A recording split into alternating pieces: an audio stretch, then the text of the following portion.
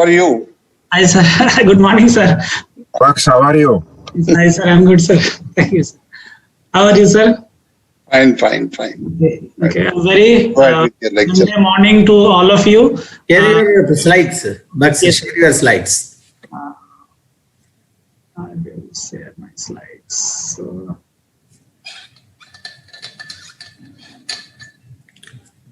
yeah. First, just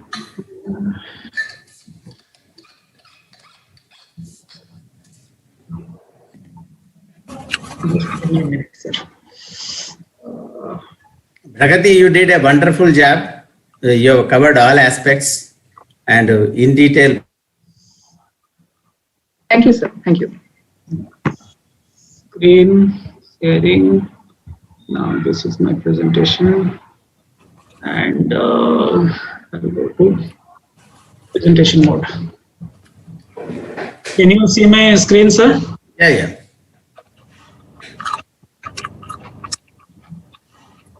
Go to slide presentation mode. Yes, sir. Yes, sir.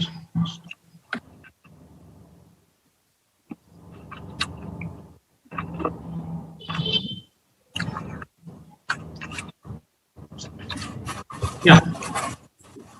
Can you see the screen, sir? Full screen? Yeah. So without wasting much of time, I will start right away. My name is Dr. Swalehin Baksh, interventional cardiologist at Tumbe Hospital. Earlier, I was working with Sunshine, so I feel part of the Sunshine family, and I feel blessed to be such a wonderful family. And thank you for having me here. My topic today is echocardiographic assessment of pulmonary valve. As you know, pulmonary valve, this morning we have been discussing the right-sided chambers, right-sided valves are usually neglected. And similarly, pulmonary valve is one of the neglected valve in particularly adult cardiology. The reason being, it is difficult to image valve unlike other valves. It requires a steep learning curve to master the technique of pulmonary valve assessment by echo, particularly for the beginners. And the criteria for the assessment is also not well standardized and well validated like other valves. And thirdly, presentation is also, less common to adult cardiologists. With different conditions. So, but its importance in congenital heart disease and its importance in PG exams is second to none. So when I was searching for the various literature on echo and pulmonary valve, honestly saying I couldn't find much, and all the information can be put together in single page also. So what I have tried to do is I have tried to collect all the data and information which is important from the PG students and beginners point of view, and how to approach step by to assess the pulmonary valve. So different modalities of pulmonary valve assessment. Conventionally, it is trans-thoracic echo is the most commonly used, and it is the standard mode of assessment. Additionally, whenever required, you can use transesophageal echo, and of late 3D echo is also increasingly being used.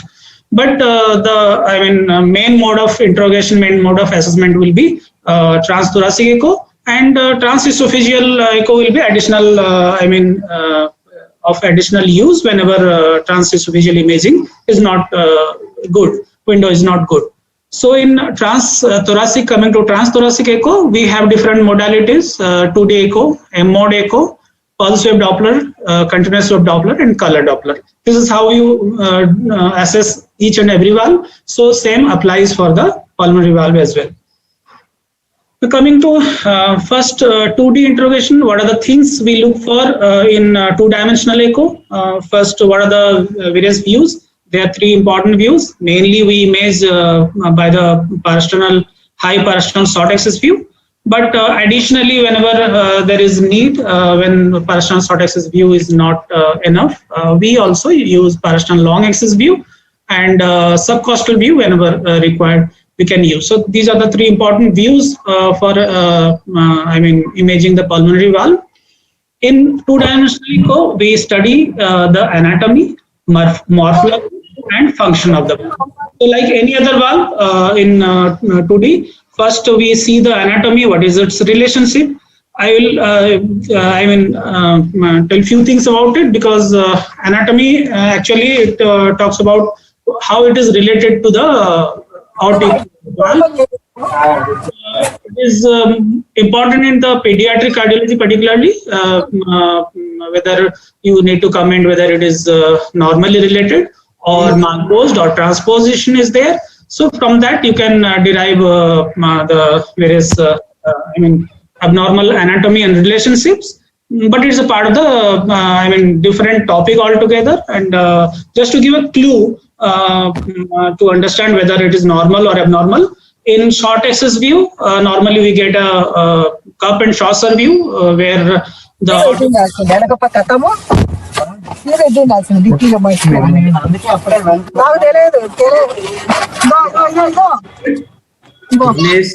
admin can the not.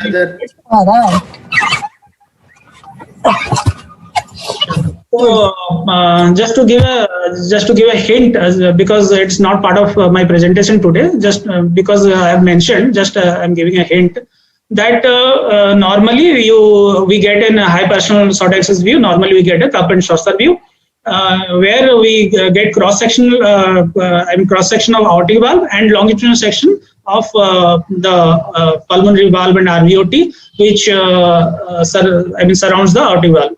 If you see two circles in the short axis view, then it is definitely abnormal anatomy. It will be either malposed or transposition with complex will be there. And when in long axis, we see crisscrossing of two great arteries and when crisscrossing is converted to parallel lines, then it is supposed to be abnormal. Then you have to go extensively and study extensively what is the actual malposition or whether there is transposition. So that's it about the anatomy. Now morphology, like any other valve, we study the morphology of the valve in terms of whether the valve is normal or it is thickened or dysplastic or absent. So these are the different morphologies we can come across, and we have to comment on the morphology. Finally, we study the function of the valve in terms of whether it's normally moving, valve flares are normally moving, or they are restricted in their movement, or they are doming. If it is absent, then it is absent altogether. So in two-dimensional echo, these are the features that we study and comment on in assessment of the pulmonary valve. After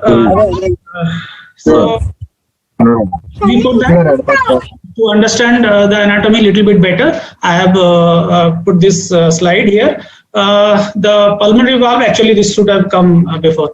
The pulmonary valve is situated between the, as you know, RVOT and pulmonary artery. It is a tricuspid and semilunar valve, which is anterior, superior, and slightly to the left of the aortic valve.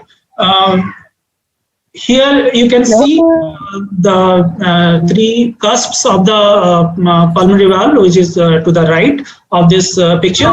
The pulmonary valve has one anterior cusp and two posterior cusps. So it's often asked in the PG exam sometimes during the Viva particularly.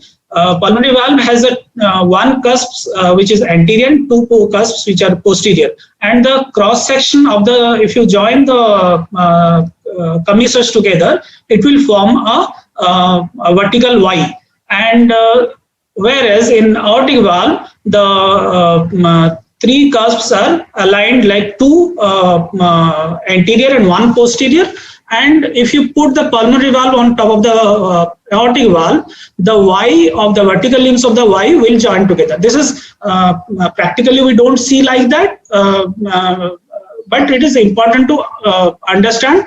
It is important for understanding point of view. So you can draw like this, one Y on the top of the another Y, and that will define the cuspal relationship. One AP. One anterior, two posterior in case of pulmonary valve, two anterior, one posterior in case of aortic valve. This is the normal anatomic relationship.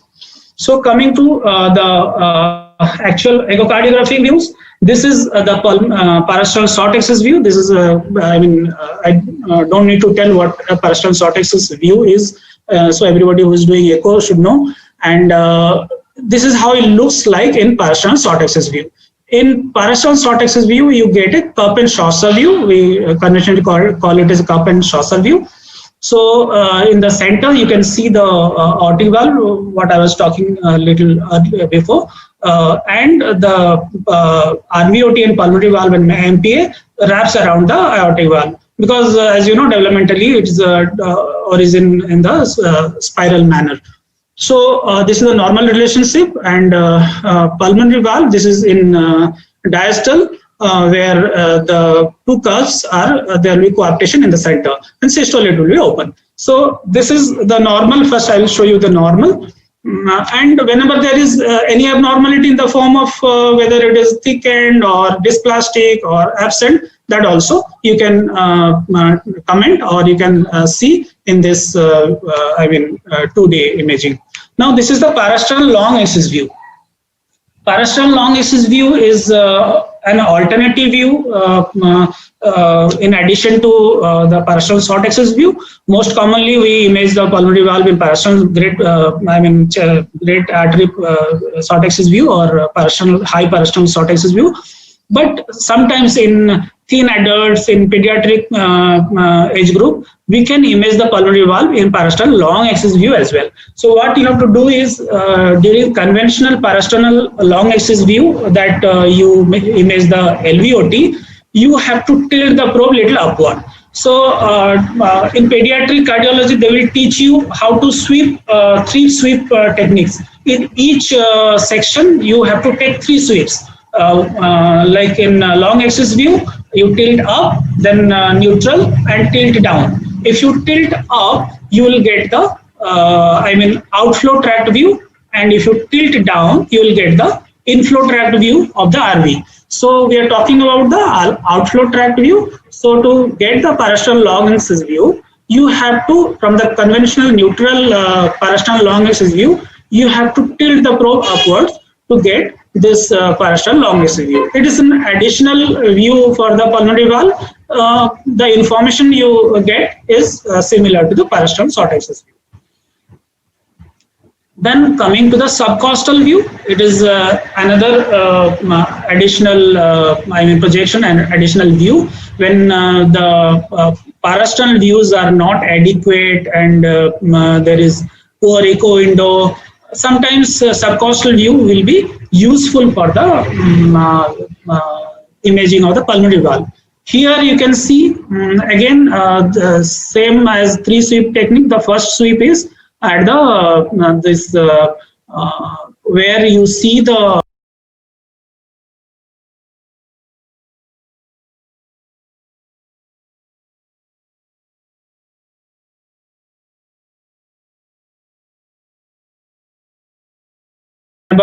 there is imaging is not adequate from the transthoracic echo, you can take the help of transesophageal echo. But unlike in case of left side chambers, the right side chambers are farther away from the imaging plane. So it is not as useful like in left side chambers, but still useful when there is transthoracic echo imaging. Quality will not be adequate to comment, and where you need definite informations, particularly fine structures where you want to or fibroelastoma or something is there, infective endocarditis, you need to be very sure about the pathology. Then transesophageal echo is definite additional technique which you can use to gather all the information. But the caveat in transesophageal echo is the Doppler assessment, that is the hemodynamic assessment, is not adequate by transesophageal echo because the alignment of the Doppler will not be adequate like in case of transthoracic echo, because in transthoracic echo you have unlimited mobility, and you're free to align free to tilt the probe this way or that way and align the probe. But in case of transesophageal echo, that freedom is limited. So there is only one view where you can do the Doppler assessment, that is transgastric view. So in my presentation, you can notice that everything has three: the thoracic, transesophageal, and 3D. Similarly, there is parasternal short axis, parasternal long axis, and subcostal view. In transesophageal view also, there is short axis view. There are three views in which you can obtain the pulmonary valve imaging. The first one is on the top is it is the conventional mid-esophageal location, and you get the inflow-outflow view. This is called inflow-outflow view, where you can see the inflow of RV and RVOT and pulmonary artery. This you obtain at around 50 to 60 degree cursor angulation, and in addition to pulmonary valve, this view also useful whenever you are suspecting any pulmonary thromboembolism. Also, you can see here. Second imaging mode in transesophageal echo, second imaging plane, I should say, is at the high esophageal level. So high esophageal level, first you get at the 0 degree plane, you get the pulmonary valve.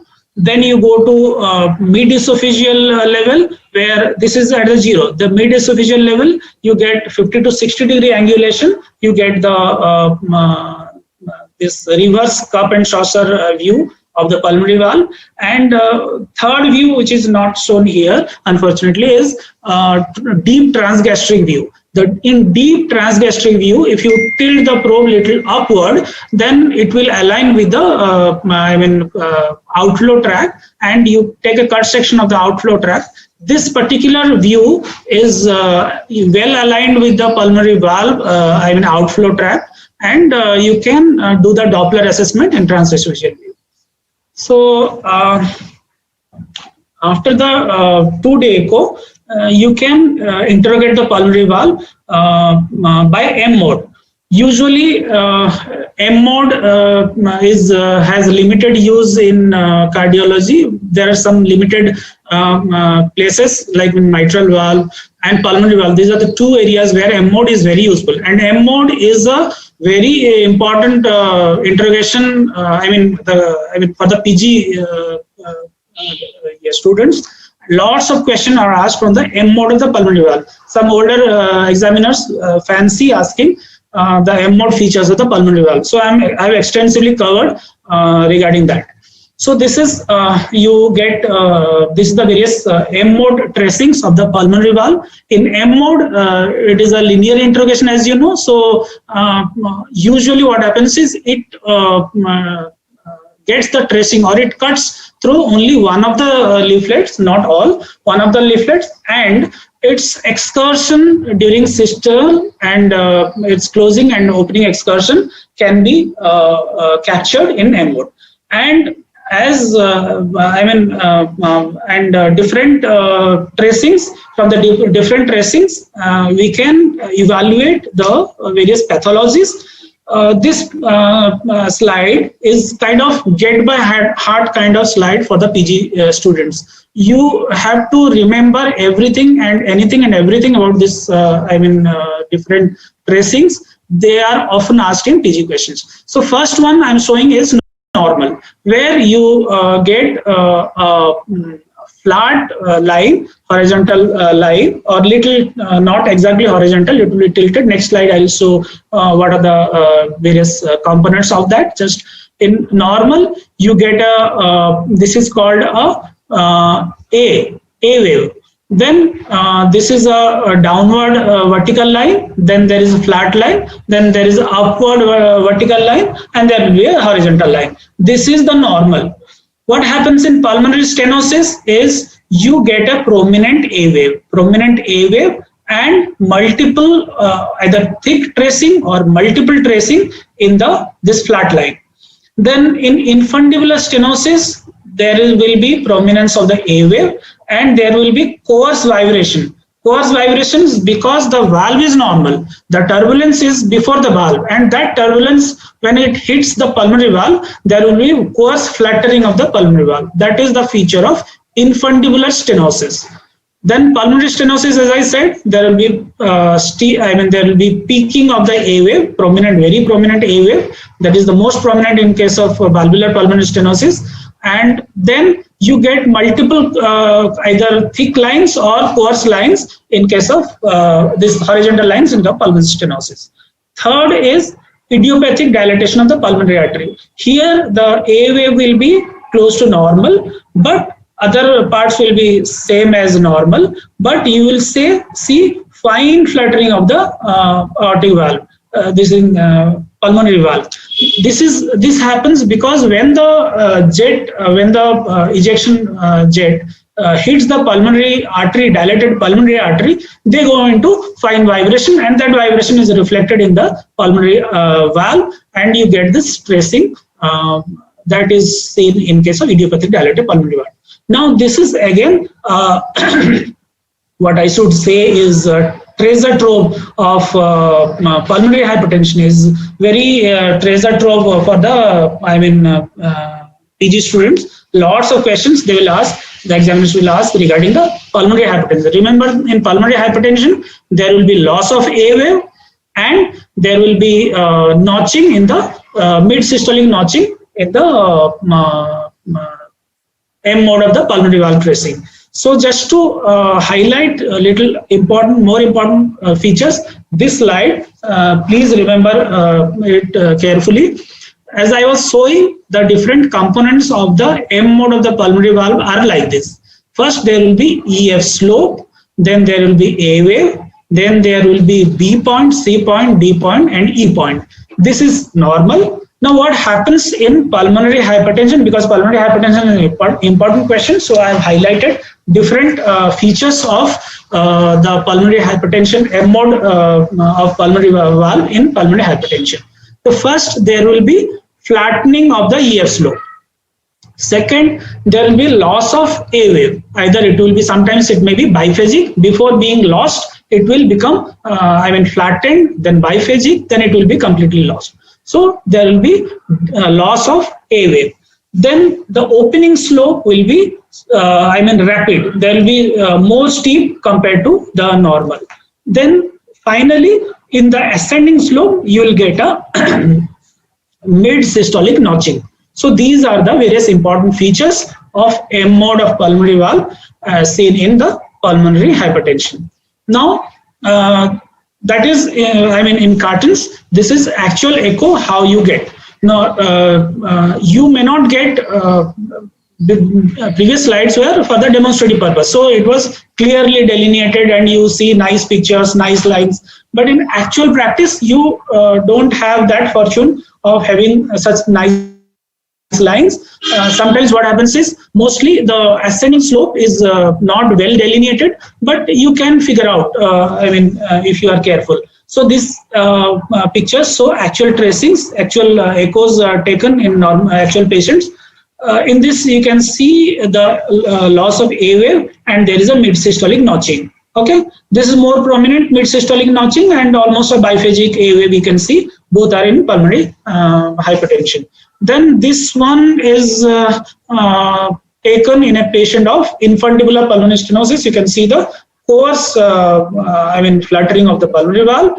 And this B is taken in case of pulmonary stenosis. You can see the coarse horizontal lines that is seen in the pulmonary stenosis. Other part of the tracings you cannot see here. So this is how you have to diagnose various conditions of pulmonary valve or structures associated with pulmonary valve like pulmonary arterial hypertension by M mode. Now, after M mode, what you do, normally what we do is we go for hemodynamic assessment, which is done by pulmonary pulse wave and continuous wave. They are they can be interchangeably used. Mostly we use pulse wave, but continuous wave Doppler we use when there is high velocities and to assess the gradient. So I mean this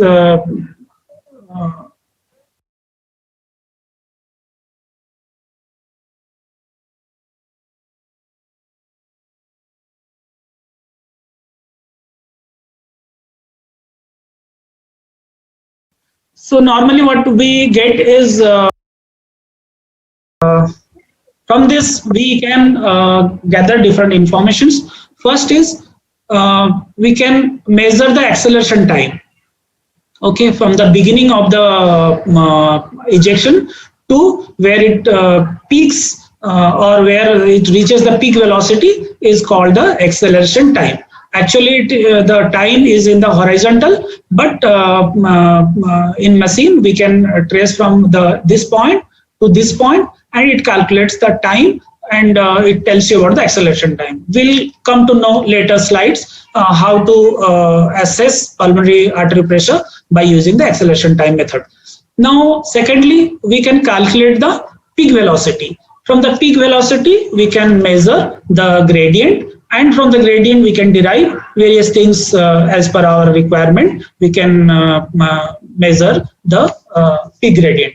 Now, we can trace this flow profile to calculate what is called as VTI, velocity time integral. That is useful in calculating the stroke volume. Like in case of left ventricle or LVOT, we calculate the stroke volume by measuring the VTI and taking into account the diameter of the RVOT. Here also we can use that information to calculate the stroke volume. If there is a shunt, then also we can calculate the QP by QS. So these are the various useful things that we can, assess by assessing the pulmonary flow profile. Now this is the components of the pulmonary flow.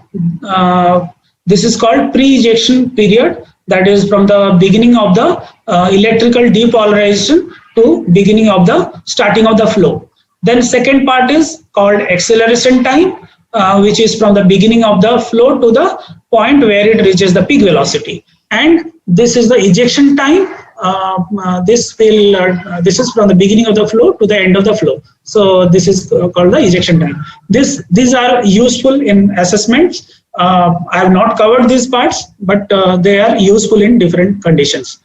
Now, the correct way to assess or correct way to take a PW of a pulmonary flow is placing the sample volume exactly at this place. This is near the annulus. You can see they are near the annulus. Because studies have shown that if you go deeper or if you go deeper into the RVAT or deeper into the pulmonary artery, the velocity and the morphology will change. So for standardization and for reproducibility, it is taken to be placed at this place, that is near the annulus and centrally, not to the either side. So the location wise, the velocity and morphology will change, so you will get incorrect measurements. Now coming to this things I have already covered. How this velocity profile help is in terms of measuring the pulmonary acceleration time, how you will use it in measuring the cardiac output from the stroke volume. Then you can calculate the shunt, if there is a intracardiac shunt, particularly by measuring the QP part of the QP and QS ratio. Then from the contour you can guess various stages of the pulmonary hypertension as well. I will cover this later. This is the morphology, normal to abnormal, and normal to different grades of abnormality. First one, A is a normal pulmonary flow profile, which is, as I said, will be conical when there will be normal, pressure across the normal gradient across the valve, and it is a little broader base, And when we go into different grades of increased pulmonary arterial pressure, that will become first it will become tapered, but initially without any notch, and later it will become tapered and with a notch. So different types of morphologies as per the different grades of pulmonary hypertension. Now this is actual tracings. From these tracings, you can guess the pulmonary artery acceleration time, pulmonary acceleration time. So this is the normal acceleration time is more than 140 millisecond. Then gradually, as you go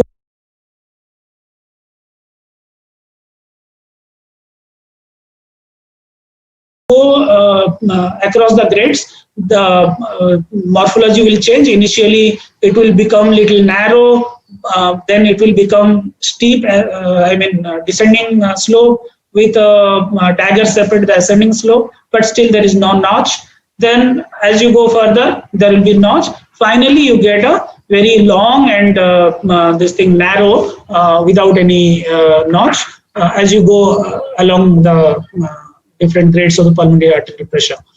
Now, importance of the pulmonary acceleration time, that is also a very important PG level question. The normal pulmonary acceleration time is 120 to 140 millisecond. Borderline is 100, and cutoff for pulmonary hypertension is 80. And when it is less than 60, then we say it is severe pulmonary hypertension. This is one of the methods to calculate the pulmonary artery pressure in case of pulmonary hypertension. There are alternative techniques as well. So in pulmonary hypertension, we there is a TR gradient method. Then there is a PR gradient method. We use TR plus PR combined TR-PR method. And finally, the acceleration time method.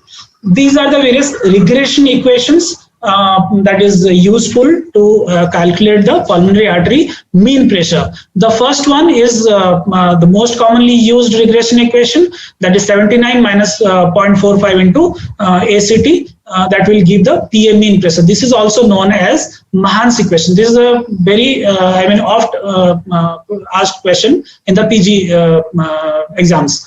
Second is highlighted because it is easy to remember and practical. You just remember 80 minus 50% of 80 acceleration time. So 80 and 80 sounds together similar. So you can easily memorize 80 minus 50% of the 80 will give you pulmonary artery mean pressure. Others are not that often asked or not often used. Now, pulmonary artery mean pressure calculation from the Mahan's equation correlates well with the, if you calculate directly, how to calculate directly PA mean pressure? You have to calculate the PA systolic pressure from the TR gradient method.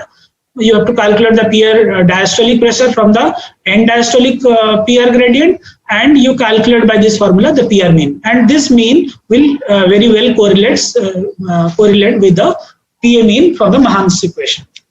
Now, but like every, echo techniques has its own limitation and pitfalls. So does the pulmonary acceleration time method.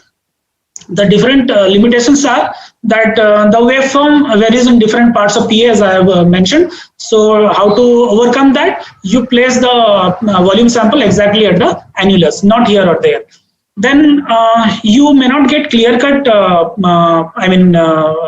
tracing, clear-cut peak where you to place the peak. So to overcome this, you take the chin as the point of where you put the peak velocity, not the bears. You can see some streaking at the end of the tracing. So those you remove only at the chin where it is clear-cut. There is demarcation is there. There you take as the peak velocity. Then in poor RV function, of course, it will impact the ACT measurement. So we don't comment in poor RV function. And finally, it has inverse relationship with the heart rate. With heart rate, the acceleration time will vary. So to overcome that, there is a formula you can calculate.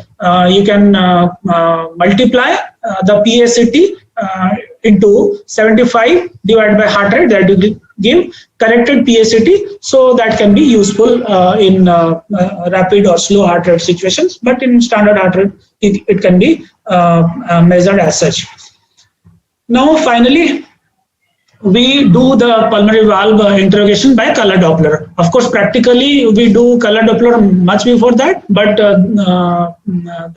those were the important informations for the PG students. So I put those slides earlier.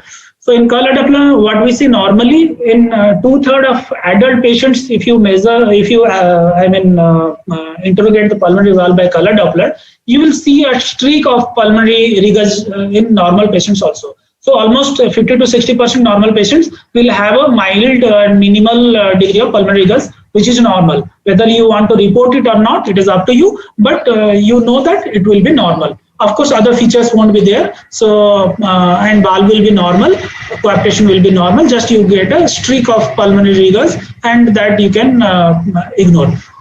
Sometimes you can get a streak around the aortic, annulus also.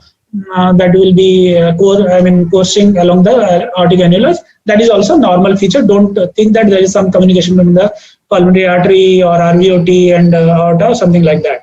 It is also normal feature to have. Now, how to recognize a severe pulmonary regurgitation? As I said earlier, the assessment of the lesions in pulmonary valve are not very standardized, particularly in terms of assessment of the pulmonary rigors. So practically what we do, we see rigors which is obvious to our eyes. So practically we comment like that. Of course, there will be other features like RV dilatation, there will be volume overload, all those features will be there. But when you are focusing on the pulmonary rigors alone, practically, this is how you assess the pulmonary rigors. If there is obvious pulmonary rigors and it is filling majority part of the RVOT, as you can see here, and there is thick turbulence, thick mosaic, and you cannot miss. This has to be a severe pulmonary rigors. But for the completion sake, for the discussion purpose, and just for the purpose of evidence-based medicine, there's criteria which are not well validated, but still I will try to cover it. So in a single slide, I have tried to put them together. This is when you look like this. In radiology and echocardiography, that is what is something called as Aunt Minnie signs. So yeah, this is something like this looks like this, and you take it for this particular lesion.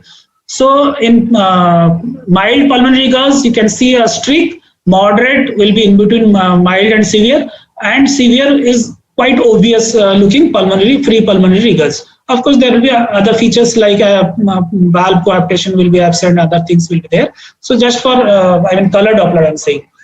Now, as regards the severity of the pulmonary rigors, then I will cover that in while I will discuss the echo in PR particularly. So having said all these points, how to approach step by step, starting from the 2D to M mode to pulse wave to color Doppler, I will now cover individual lesions just for the completion sake. Now, how to assess the pulmonary stenosis? Pulmonary stenosis, as you know, you can assess by plaques, PSACs. You see in 2D. Just for enumeration sake, I have kept it separately. So in 2D, you see thickened leaflets. There should be domine or plus minus calcification.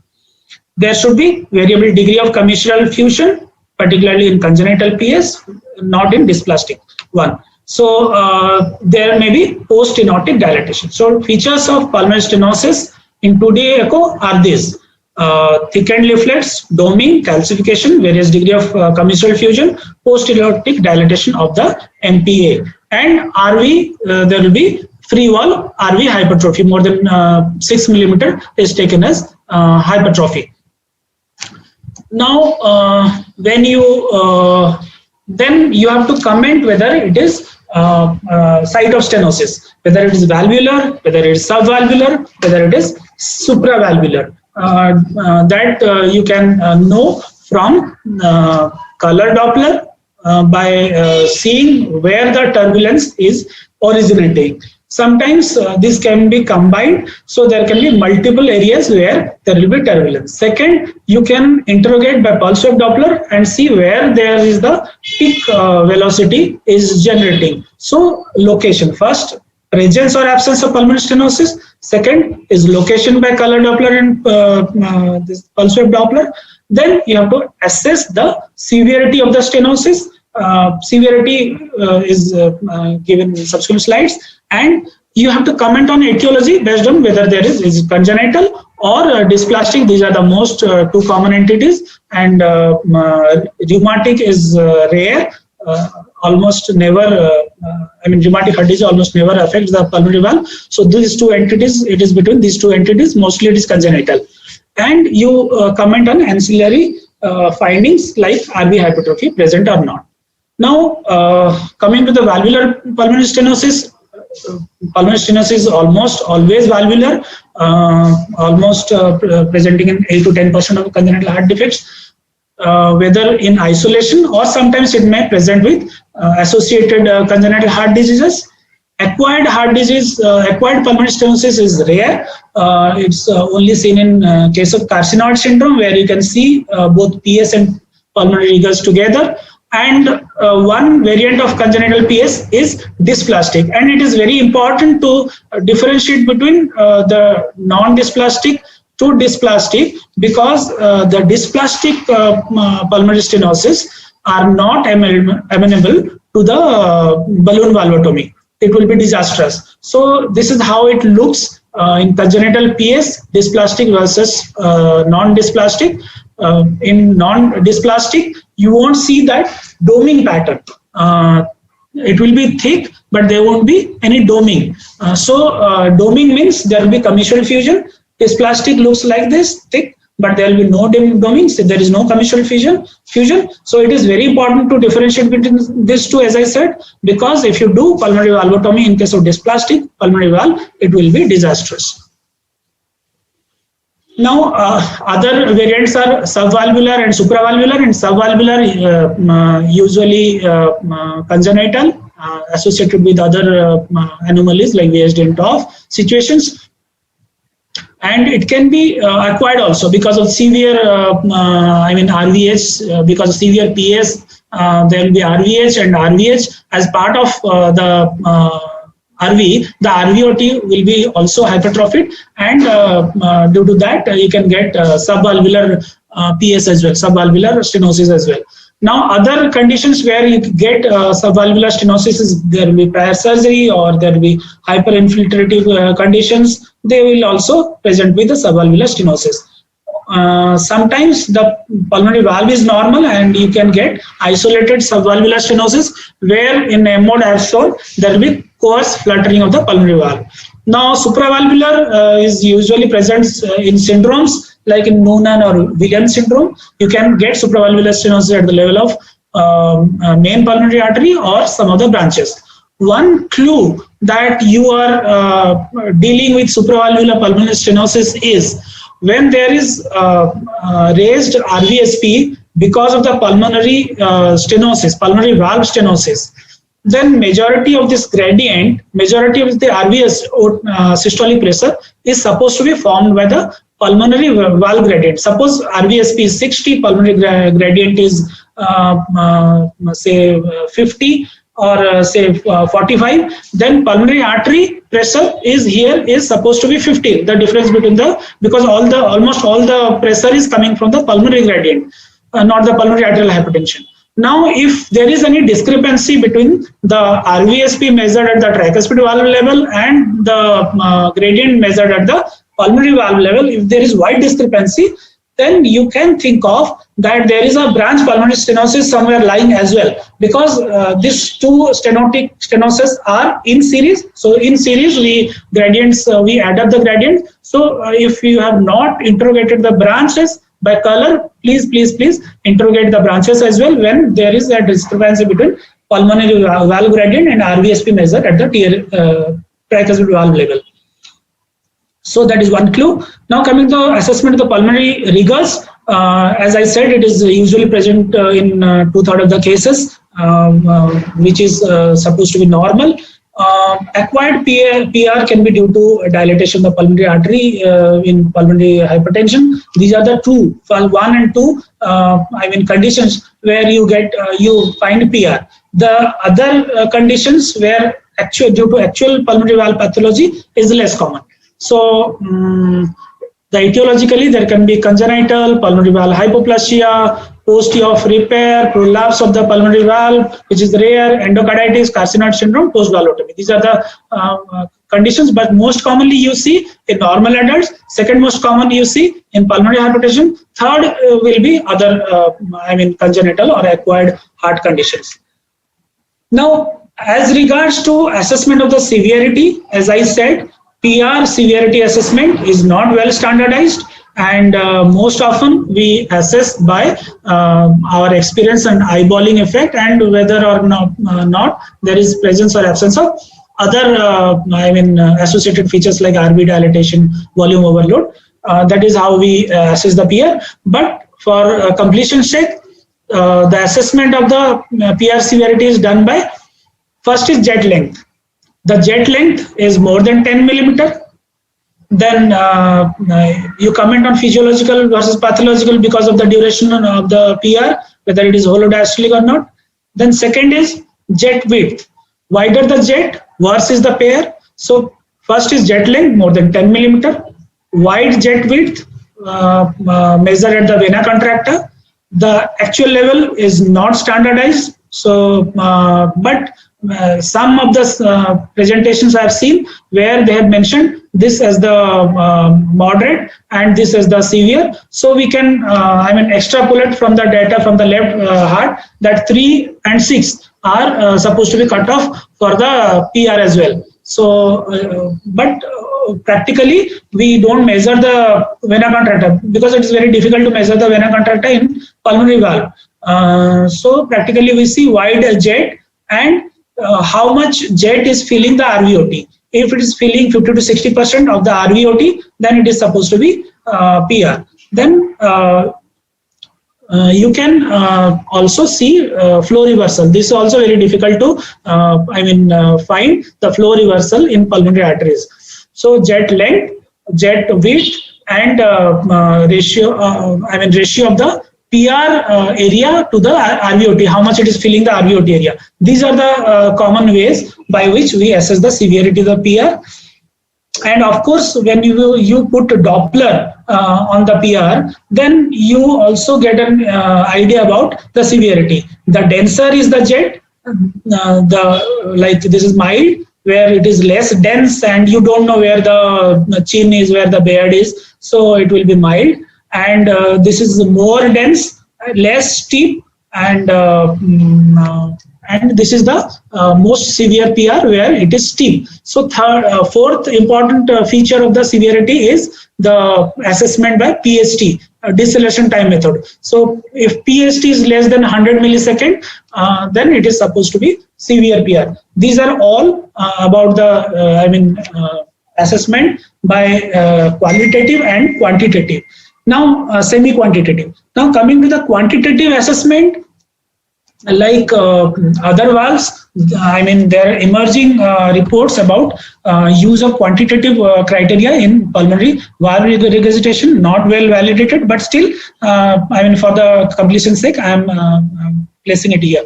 Now, you can calculate the regurgitant fraction of the pulmonary valve by different techniques. First technique is by forward flow and backward flow and forward flow. So you take the tracing or BTI of the backward flow and you take the BTI of the forward flow, and by dividing these two, you can measure the regurgitant fraction. If the regurgitant fraction, some literature it is given 40%, some literature is given 20%. So you can take a cutoff of 30% of the regurgitant fraction. If it is more than that, it is supposed to be severe PR. Also, regurgitant fraction can be calculated otherwise also. Like,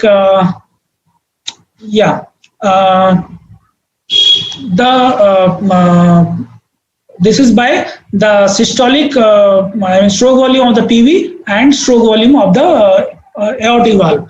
The stroke volume of the pulmonary valve will combine together the stroke volume of the forward flow of the RV and the backward flow of the RV. So if you subtract the stroke volume at the level of RVOT, stroke volume of RVOT minus stroke volume of the LVOT, By subtracting these two, what you get is the PR regurgitant fraction, regurgitant volume. And regurgitant volume, if you measure and you divide by RVOT stroke volume, then you get regurgitant fraction. So this is one way to calculate, because this will be this plus the regurgitant volume of the pulmonary valve.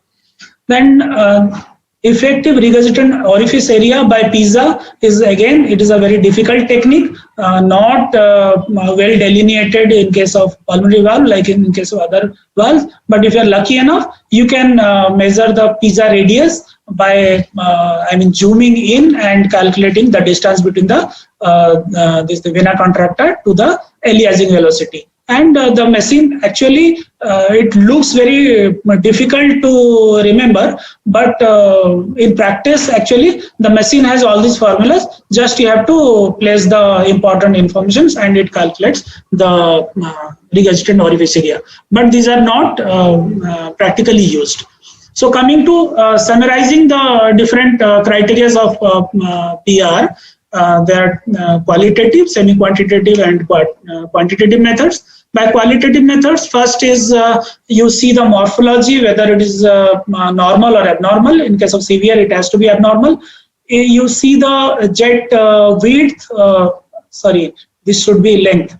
You see the jet length, whether it is less than 10 millimeter, intermediate or more than 10 millimeter. You see the jet width in relation with the RVOT. If it is filling more than 50 to 60% or almost 2/3, it has to be severe, and it is very narrow jet. It has to be minimal. Then you see the continuous wave Doppler. In continuous wave Doppler, the signal will be faint. In case of severe, it will be dense. And you can semi-quantitatively, you can measure the PR by vena contracta method, by PISA method, and regurgitant volume method, as I described earlier. And quantitatively, you can calculate the effective regurgitant orifice area and regurgitant volume, but these are not well defined and not well validated. So at the end, this is what I found while researching the pulmonary valve echo. That is something called as 60-60 sign, where the TR pressure gradient is less than 60 and pulmonary acceleration time is less than 60. Then it is suggested that it is a specific sign for pulmonary thromboembolism. If you combine this together with McConnell sign, this increases the sensitivity and specificity of detection of pulmonary thromboembolism, and which will be useful additional technique to detect that condition. And at the end, to summarize, as I said, pulmonary valve is a difficult to image valve, one of the neglected valves, but its importance is in PG exams is not ignorable. And we get to image the valve by multiple views. Severity of PS, of course, I forgot somewhere this slide. Severity is actually PS severity, other commenters, other presenters have presented, is graded 2, 3, 4. You remember 2, 3, 4. Velocity, peak velocity 2 to 3 is mild, 3 to 4 is moderate, more than 4 is severe. Then PR severity you can assess by eyeballing method, the PST method, vena contracta method, or this is called as regurgitant fraction method. Pulmonary hypertension is the commonest cause of pulmonary regurgitation, and various techniques how to assess pulmonary hypertension by M mode and pulse wave I have also discussed. While you get pathology in the pulmonary valve, you please look for the other abnormalities and correlate with them. And of course, it is an evolving area, assessment of pulmonary valve by echo, and lot more quantification and validation is required to be done. Thank you for your kind attention. That's all. At the end, these are some of the questions. Although I'm not prepared in the form of MCQs, but you can. This is a kind of homework for the PG students. You can sometimes it can be asked. what is the normal acceleration time, what are the different pulmonary valve M mode features in case of PH, what is Mahan's equation, and what are the different uses of pulse wave Doppler interrogation of pulmonary valve. That's it. Thank you. Thank you, Tushar. Tushar, you are the next speaker. Thank you, Bugs. You highlighted many salient features. Really, you focused many exam points and very rare and points also you picked up, and really I think you have done a lot of work on this one, because pulmonary valve is very neglected one, but you focused extensively about the pulmonary valve echo assessment. Very commendable job. Really, you did a wonderful job, and thank you for joining with us. And again, my hearty congratulations. And before Tushar starts, I request Dr. Shailendra and Dr. Vijay Kumar to say a few words about Dr. Bugs.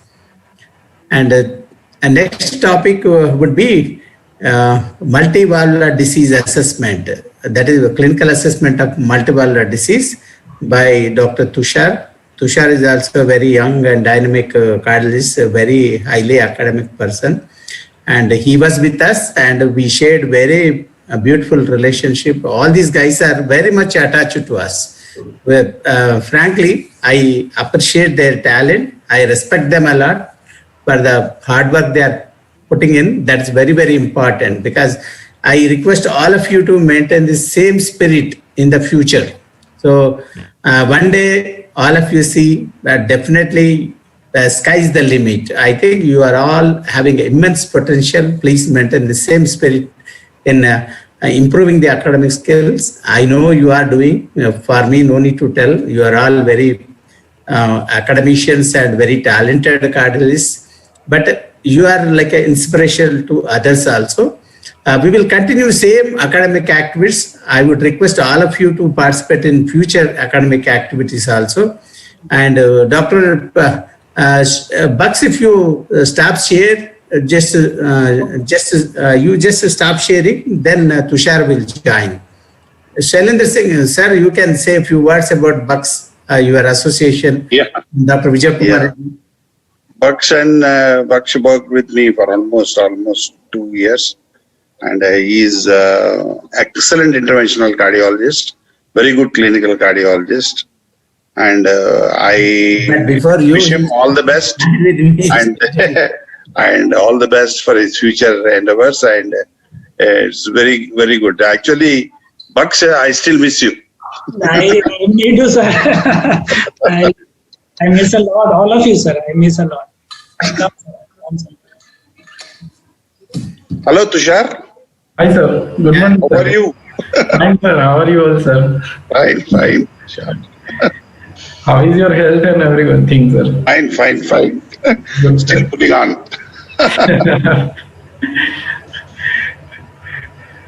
Yeah, start, Tushar. Okay, sir.